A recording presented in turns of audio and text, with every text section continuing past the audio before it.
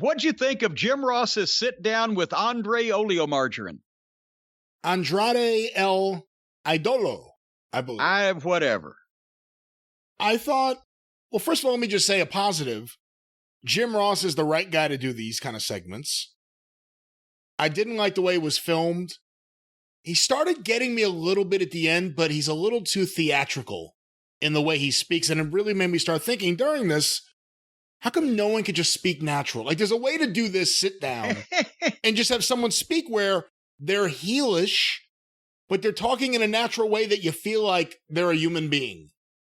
But maybe then I started thinking as this was going on, maybe this is part of his gimmick. You know, he is Andrade El Idolo, not Andrade El Meek.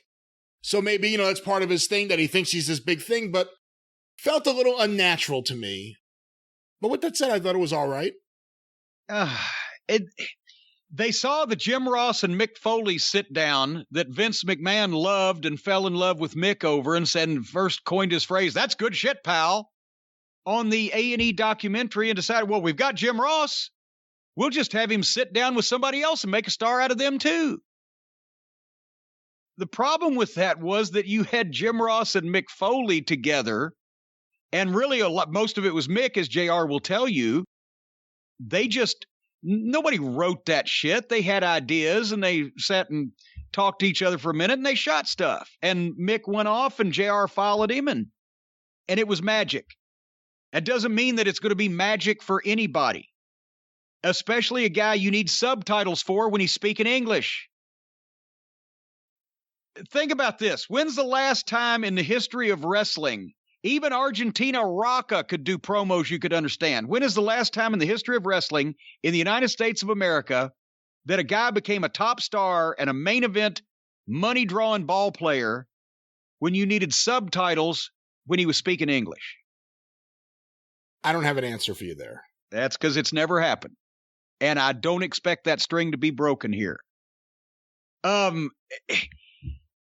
If he can't speak more clearly than that, then he's a talent.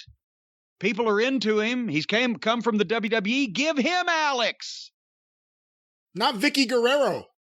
Not Vicky Guerrero. Oh my God, that's even worse. That's who he has. I know she wasn't there for this, but that's his manager. But we'll get to that in a minute. Poor Vicky. I've met her a time or two, but we're not close friends or whatever, but I feel bad for her being put in a position she's being put in. But no, she's not a good manager.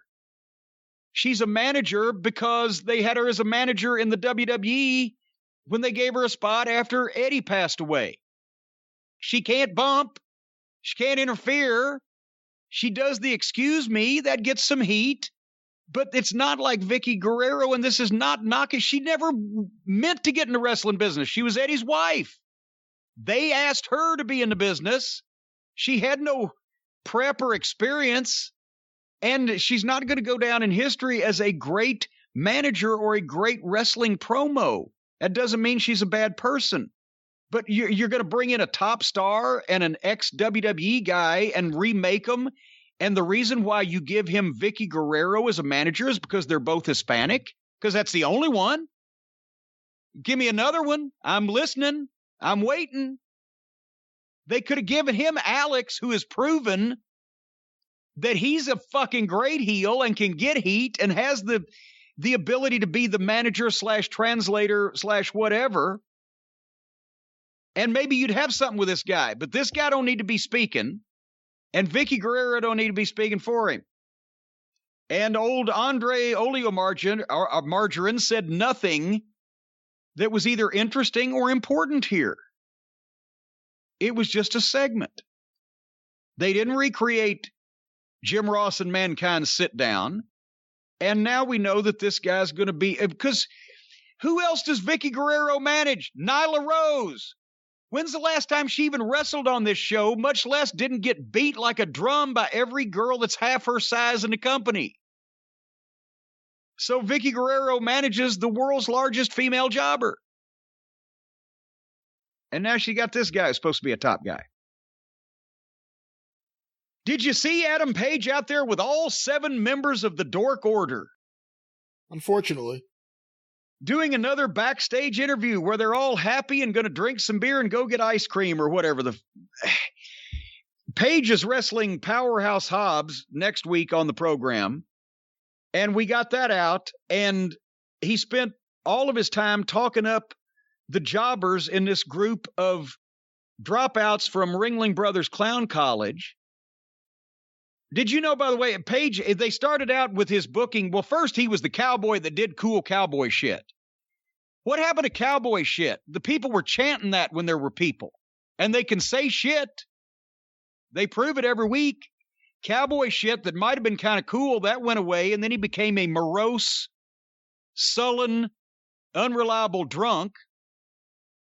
And that ran for a while, and now he's a happy, cheerful drunk that hangs out with all of the misfit kids in the neighborhood and takes them for ice cream.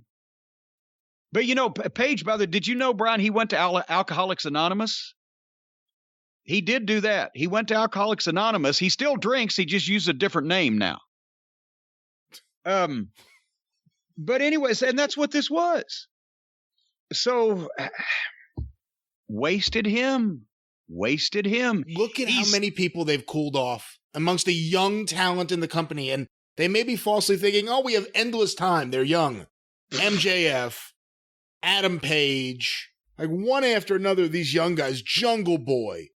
They've cooled everyone off to the point where you don't care as much as you used to about any of them. Well, see, here's the thing. The asset to them being young is they'll get better. But it doesn't mean your booking is going to get better. They've not been bad because they're bad. They've been bad because they've been presented like idiots. So youth or whatever, it doesn't matter because you don't get a second chance to make a first impression, and they're up to the 500th impression by now, and each of succeeding impression is less impressive. Anyway,